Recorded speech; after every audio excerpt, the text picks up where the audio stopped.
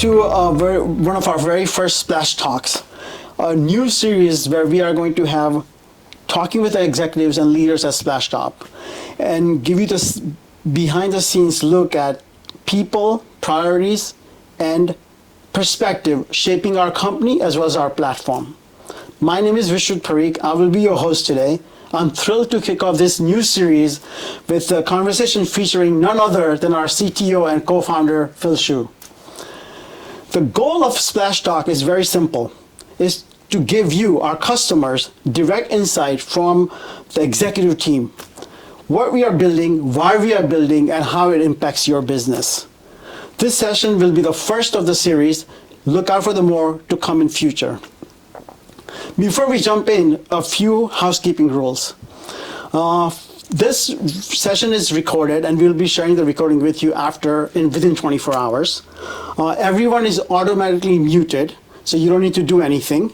And if you have any questions, please go to the bottom of the screen, use the chat window, and submit your questions, suggestions, comments, and we'll try to get to all your questions within the session. If we don't get to them, we'll get back to you within 24 hours. With that said, let's just dive into our conversation with Phil. Phil, thank you for taking the time and talking to our customers. Before we were going, Phil, would you like to give a little bit of a background about yourself and the work that you do? Love to. I really appreciate the opportunity to be here today. Over the years, since the very beginning, I've had lots of chance to talk with our customers, and it's nice to do that in a different format as one of the first Splashtop's that you're hosting. My name is Phil. I was born in Taiwan originally, and my family moved to the U.S. when I was young. And how Splashtop came about is in college, I met three very good friends, and we've always wanted to build something together, and ever since college. And so this is it. We've been building Splashtop for over 15 years now, and all of us are still at it together. And I think our dream for Splashtop this time around is to build something directly for our users, and because we really want to hear what works and what doesn't and how we can make it better. And so we're living the dream that we wanted to do since college. That's excellent, Phil. Living the dream. That's a very good way to put it. And I also realized that you said that we are still building Splashtop, which is amazing that you are constantly iterating and talking to our customer. You know, since the first initial days of Splashtop, we have come a long way. You have definitely come a long way being associated from day one. What are the biggest innovation drivers that have shaped Splashtop product today? If you can show us, share that with us. Yeah. The single biggest one is listening to our users, our customers. Splashtop, we started with an invention. It's a high-performance remote desktop that lets users feel as if they're in front of the machine.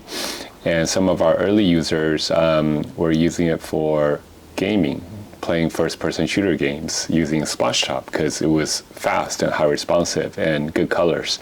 But how we went from a cool technology to where we are today, being a preferred tool of choice for remote work or remote desktop or remote support, is our users.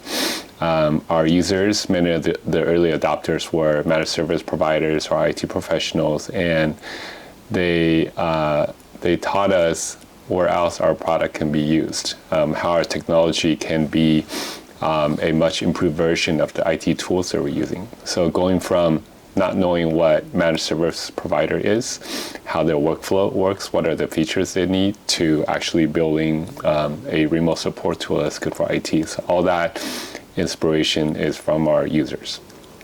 And that story happens time and time again as we make pivots, as we look at solving new pain points or realizing something that we built doesn't quite work well, and there's another better way about it. A lot of that inspiration is from our users, so that's for sure number one. That's excellent. Going from the video gamers to the business users, is an amazing transformation and the journey that we've been on. And giving so much focus on the users and customers, can you give some examples of some of the things that we particularly developed that came directly from the customers? Yeah, I'll recall 3 examples, and these are what we might call light bulb moments, inspirations or ideas that kind of change the trajectory of our product and our layer on a better foundation. And these 3 particular examples are inspired by our customers. So first one, a couple years ago, we're working with a customer based out of Paris, France.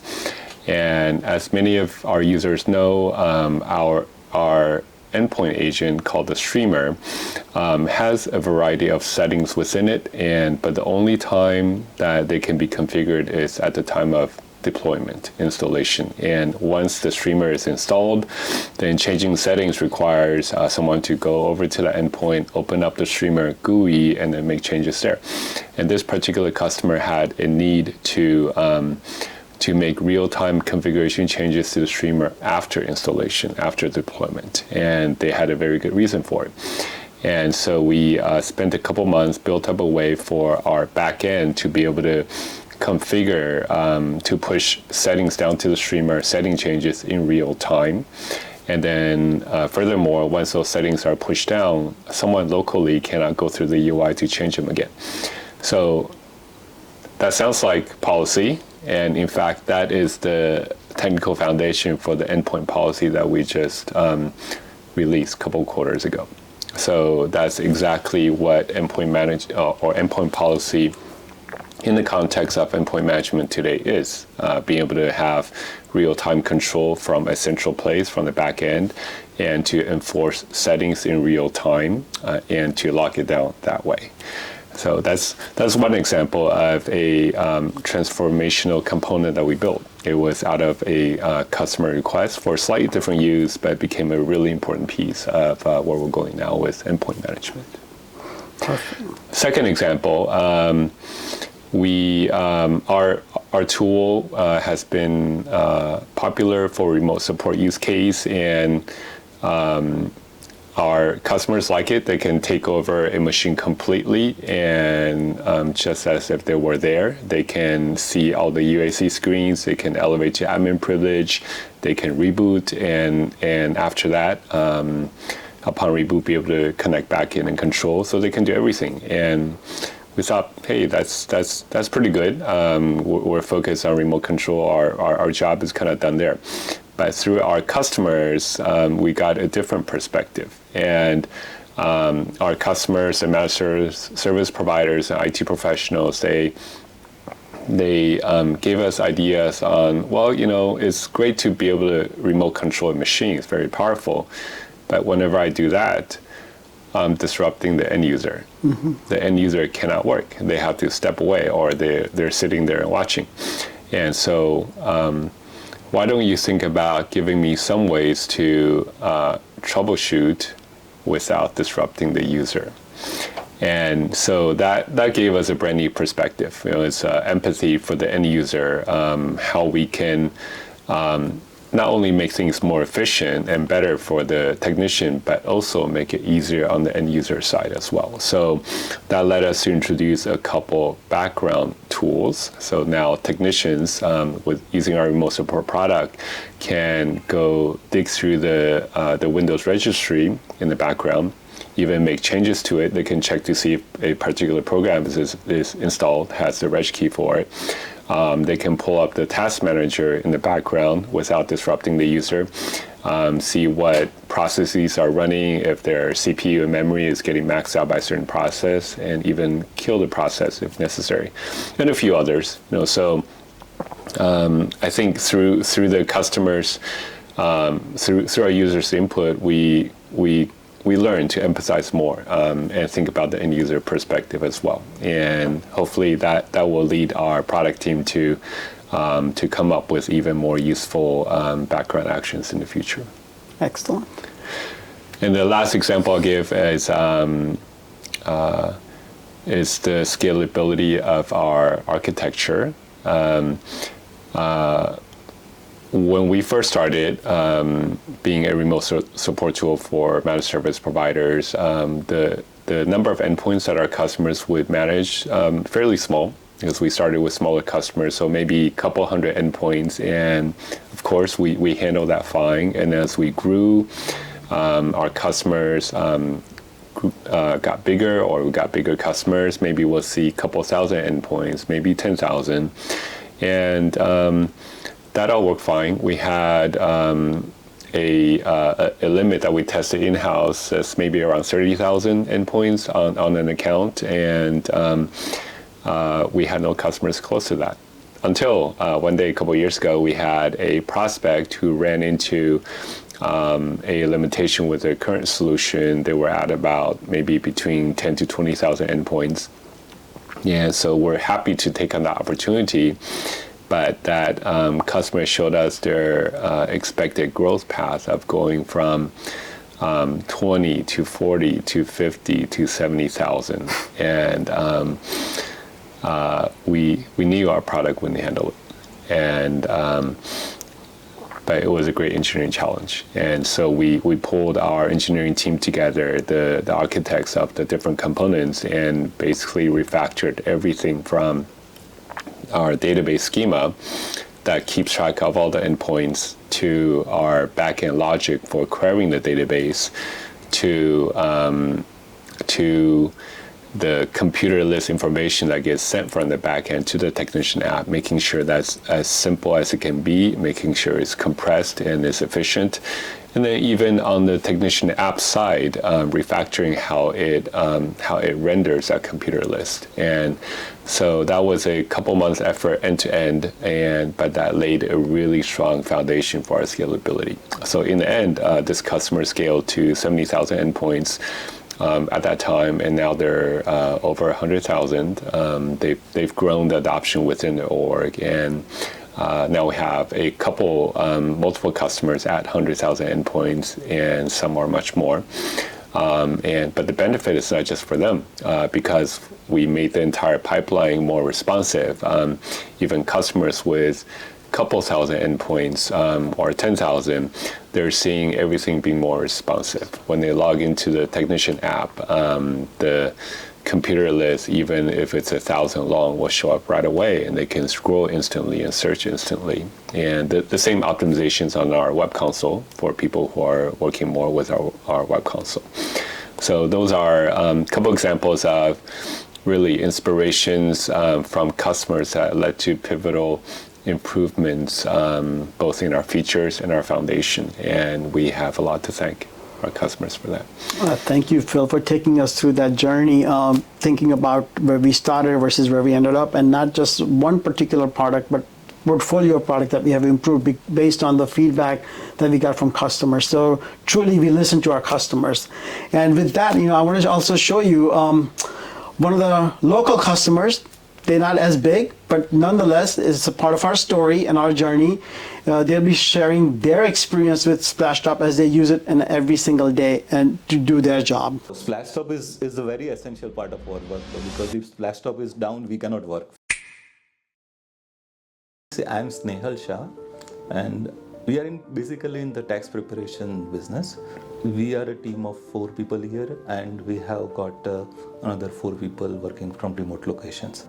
As you know, in tax preparation, it's a very document-intensive process. So the earlier remote software that we were using, it was connecting only to one screen. We did not have dual screen facility. That's why we were actually looking for an alternative software. Splashtop beautifully fits that. We have got the dual screen facility that we were looking for. On top of that, what we also have is we have got the multiple people can connect to the same computer. So setup was very intuitive actually. We didn't need any help or support for the setup. We could just go on the website and we could figure it out and install it on our own. The very good thing about Splashtop is it has got hardly it has. I remember it being down. In last 2 years I would say we have got more than 99.9% uptime. That's why it is very crucial, and that's what we were actually looking for, so that the software doesn't become a bottleneck in our functioning. I would highly recommend it. things, because first of all, I told you it has got a multiple screen viewing facility. Second thing, the remote team can converge together on one Splashtop because the multiple connections on the single computer is possible. And the third thing is it has never been down actually, so it has got a very good uptime. And I don't see there is any reason for anyone to ask for anything more that who is looking for this kind of functionality. Thank you, Snehal, for giving us the understanding of how you use our product, what is your use case, and what are the benefits that you derive on a day-to-day basis. Thank you for that.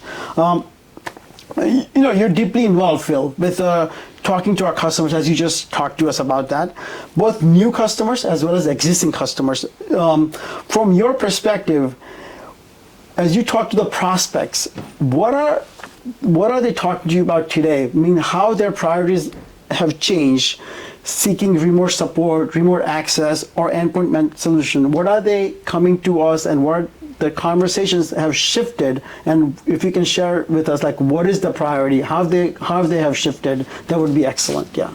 Yeah, we interestingly, we see a lot of parallels with our own IT department. So we're about 350 people. We have an IT team covering IT, security, help desk, maybe 10 folks. And from our prospects and customers, we see some strong parallels with our own IT team. And the one theme is doing more with less. Less as in fewer tools, so going through tool consolidation, and that has a couple of very important drivers. Fewer tools to manage, fewer dashboards to monitor, smaller attack surface from a security perspective, and of course also very important is the cost saving. But doing more, why doing more? So as our customers grow, as our company grows, our IT needs to handle more, help more employees and manage more endpoints.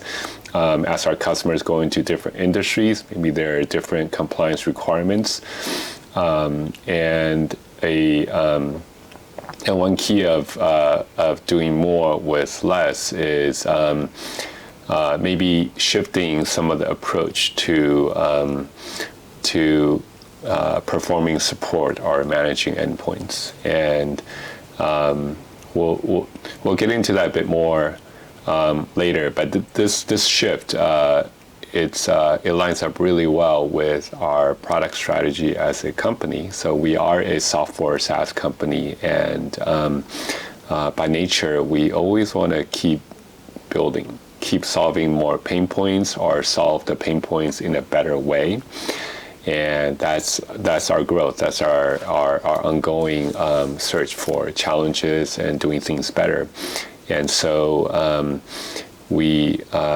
our strategy, our product strategy does depend on finding more pain points and maybe solving some adjacent problems that were not in our wheelhouse before. But as long as we have the right expertise or the right, we do have a cloud native infrastructure that scales really well. We do have in-house, really good expertise on the endpoint side on different platforms, and using all that strengths together, what other pain points can we tackle? So I think this shift in industry trend with our customers, with our own IT, the need to do more with less lines up really well with how we want to grow as a software company.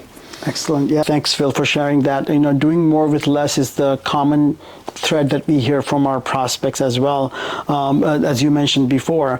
But that's a common thing that people also want to simplify their environments, as you mentioned. That's perfect. So now taking that feedback or looking at that shift in the conversation, what have we done to influence our roadmap, or we have changed our products to meet that type of requirement from our customers or prospects? If you can share that would be very good. Yeah. Yeah, happy to. In the case of IT support, doing more with less, part of it is going beyond remote support, which is perhaps more reactive, to endpoint management, which is perhaps more proactive and preventative. And So we see that shift and desire in our customer base, and our product has correspondingly headed that direction. So we started with being really focused on building the best remote control that we can. So people can use Splashtop to remote control, whether for remote work or remote support purpose. And we've added the ability to do attended support, so more of ad hoc, helping out employees who don't have an agent pre-installed. A couple years ago, we added some lightweight scripting and also alerting, and with some basic remediation actions that you can program in as part of those alerts. So kind of started, given the customer feedback along the way, started heading beyond the realm of remote control. And then the last couple quarters, we went in much further into endpoint management. And so some key functionality for our customers to be more proactive, to have a more preventative approach to things. We added a dashboard so IT managers can have a quick read on the entire fleet they're managing. We added endpoint policy, which we referenced earlier, and it lets IT managers and managed service providers set and forget.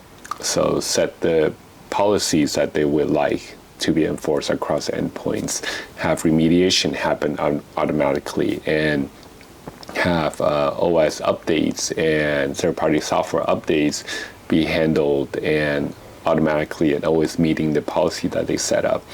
And lastly, given our the data we pull in for customers about their OS versions and the software apps that they have and the versions of those apps, we can link it up to surface the known vulnerabilities for those OS versions and software app versions, and surface that information for our customers. And so they can proactively go close up loopholes and not have to wait until some emergency happens. And so those are a few examples, and I think that's definitely one direction where we're going to double down on, and seeing how starting with a single remote control tool that's primarily for remote support, how the same tool can extend to cover new workflows, to cover new needs of our customers as they make this shift, without them having to go out and survey and buy yet another purpose-built tool. Yeah, those are very exciting capabilities that we built based on the feedback that we got from our customers.